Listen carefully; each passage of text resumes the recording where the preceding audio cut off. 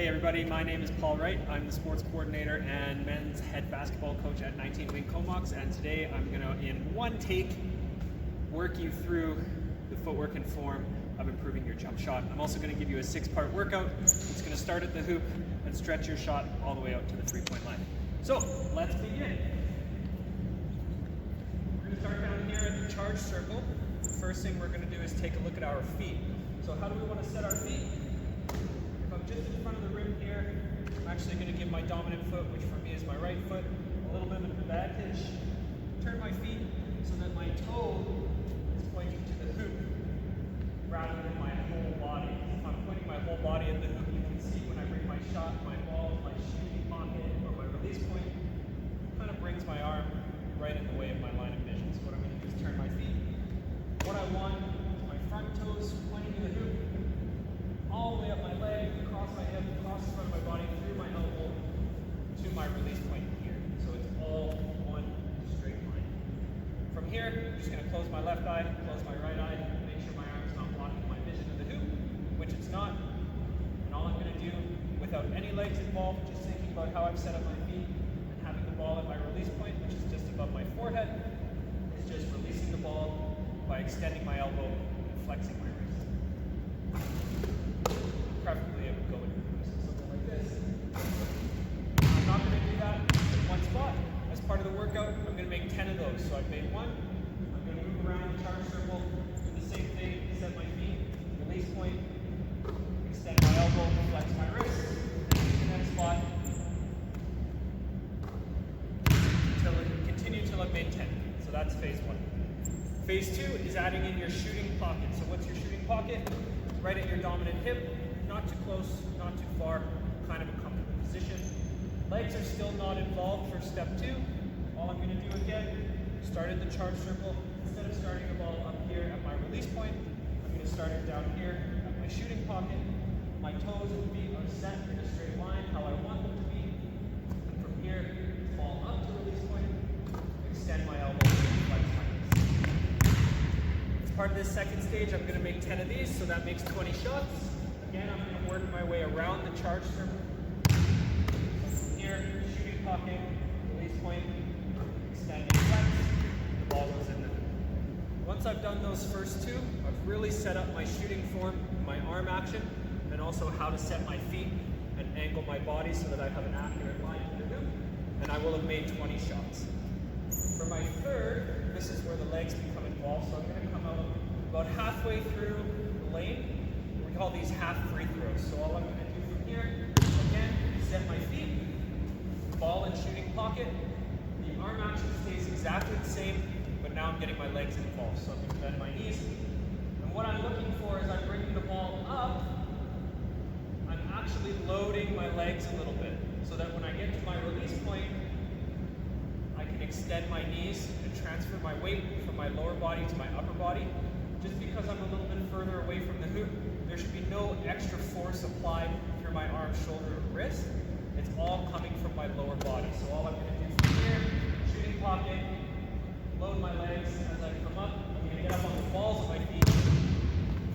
And then everything else is exactly the same as the first two phases. So if I show you another one, I'm here, up on the balls of my feet. Up.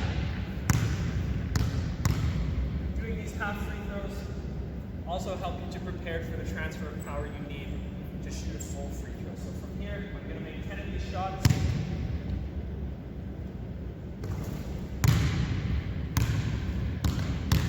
And that'll put me at 30. So 10, 20, 30. From here, I'm going to come back and work on my free throws. Free throws are mental, the same as they are physical.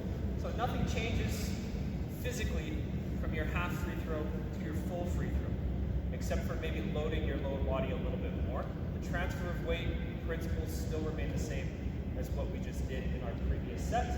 What I am going to do now is go through the whole process of shooting a free throw. It should be exactly the same every time, and everybody's got a different process. For me, I like to spin the ball. The reason I like to spin the ball is because it allows me a moment to take a breath, to slow down, because part of the game can get really hectic, you get fouled, you're at the line, you need to take a moment to just decompress so that you can get accurate length on your shot. From there, I like one dribble, reason I like that is just to feel the ball leaving my hand the same way that it's going to leave my hand for the free throw. So from here, I'm going to spin, I'm going to bounce, I'm going to load, I'm going to transfer my weight, extend my elbow, and flex my wrist. So the same thing that I was doing just down here, just with a bit of a mental routine as a part of it. So I'm going to go again, one bounce, load, extend, wrist. Missed that one, but I'm going to make 10 of those, and I'm going to track my misses as well. Was I 10 for 20, or was I 10 for 11? I want to know how many makes, how many misses, and that's going to give me 40 makes. That goes through kind of the fundamental form of taking a shot. So we've talked about our leg load, we've talked about setting up our feet, we've talked about angling our body so that we're accurate and we're not left or right. We've talked about how to form with our shooting pocket, our release point, and also our release with the elbow extension and the wrist flexion. Now you'll notice with my elbow extension, I'm about 45 degrees, so I'm not way up here, and I'm not out in front of me. Having that nice angle is going to allow the ball some arc. The more arc on your shot, the more backspin on your shot, you can get it up and over that front rim, the more of a chance you're giving the ball to go in the hoop. Now we're going to move away from that form and get into the footwork of a jump shot. So we're going to make 10 two-pointers and 10 three-pointers, and we're going to work on our catch and shoot release. So this is where footwork becomes really important, because it's your footwork and the preparation that you do before you receive a pass that's going to allow you to release the ball as quickly as possible. So the first thing we're going to take a look at is, if I spin the ball to myself, I'm simulating receiving a pass. So that's what we're going to do. As I spin the ball, you'll notice that I'm doing something with my feet. So remember, my right foot is my dominant foot. So before I receive the pass, I'm going to put my non-dominant foot back. This is what's going to avoid what we call a negative step. So by doing this, I no longer have to do this, which takes forever and gets my feet all crossed up. So when the pass is coming to me, I step back with my left foot. That's also going to allow me to step into my shot. So you can see I'm bouncing on the heel of my foot, or on the ball of my foot. From here I bounce, and then it's 1, 2, left, right. For me, if you're a left-handed shooter, it'll be right, left. So something like this for the footwork. Left, left, right. Left, left, right. And you can see that's allowing me to reduce the distance of my shot. It's also going to allow me to load my legs and really step into my shot and have all my applied force going toward the hoop. So it looks something like this. If I'm receiving a pass, left, left, right.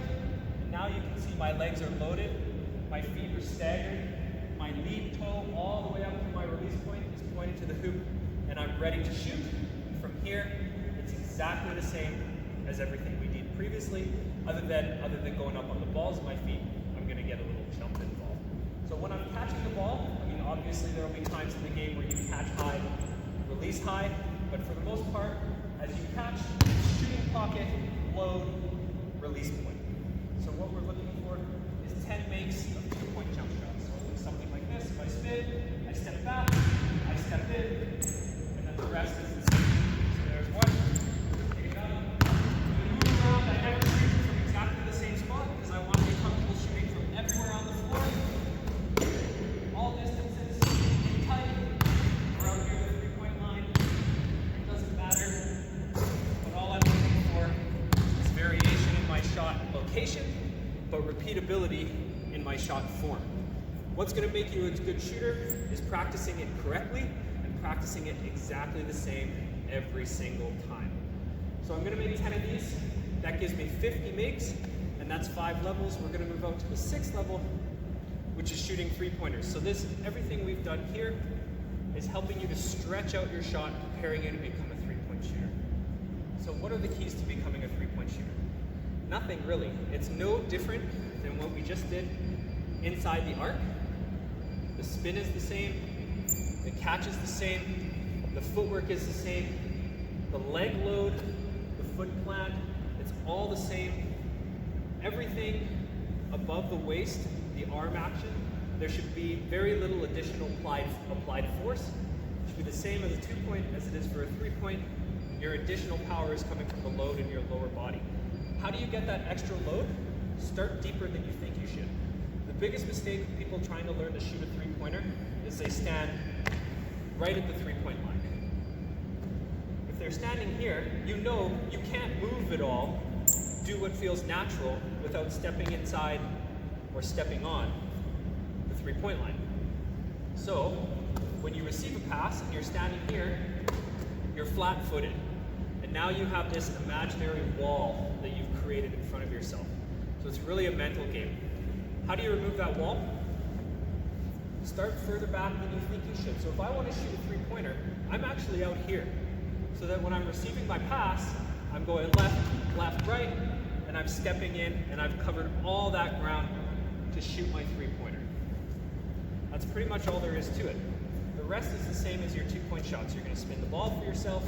Your footwork is the same. So for me, it's left back and then left right as I step in. The load is the same. The plant is the same. I still have my lead toe pointing all the way to the hoop. The arm action of the upper body is still the same. Shooting pocket, release point, weight transfer is still the same. Elbow extend, wrist flex. So we're going to see if I can make one.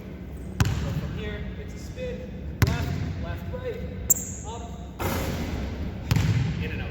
So close. Now one thing you will find that helps you to maybe cover the distance is what I did with my legs after I jumped. So if I'm jumping in here, it's really just a small jump. I'm here, and I'm kind of just giving it one of those just to get my shot off. If I've done all the work before I receive the ball, I should be able to get a good look without having to jump super high. With the three-pointer, we like to have what's called a little bit of leg drift, or at least it's something that I coach, or at least an option that I give to players to try out to see if they're comfortable with. So what a leg drift is after I shoot, so I'm here, I'm loaded, I shoot, and then my legs come inside the three-point line. And that's just giving me a little bit of extra forward momentum to try and get my ball there over the front of the rim. And like I said, if you have nice backspin, you have a nice high arc, you can get the ball over the front of the rim, the better the chances are of you're giving the ball going through the hoop. So let's try another one here. I'm starting deep, I'm receiving my pass, left, left, right, I got my leg drift, that time not so close. Wherever the rebound goes, after I take my next one, same thing. One of these days is going to win. My excellent camera person Adrian is going to throw me the ball back. If I don't make this one, I'm quitting. I didn't make it. I hit front rim. But the form is still the same. It's just a matter of repeating that process and working your way into becoming a good shooter. So that's our 6-part process. Number 1, we have our foot location release point. We'll run through a quick review. So remember, something like this. Set my feet up, get my toes in the front half of my body, all in a line. Find my release point, extend my elbow, flex my wrist, work my way around the charge circle. Oh no, now I'm all distanced out to the trees. Make 10 of those, then get your shooting pocket involved. So bring the ball down here, everything else is still the same.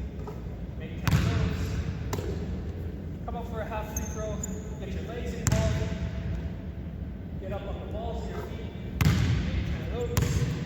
Come back to the free throw motion, go through your whole process.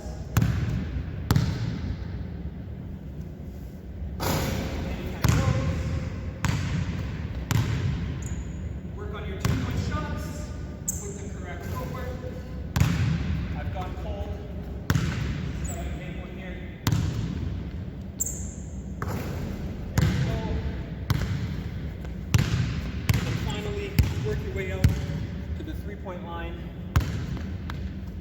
Corner 3, still no love, but that's what it looks like.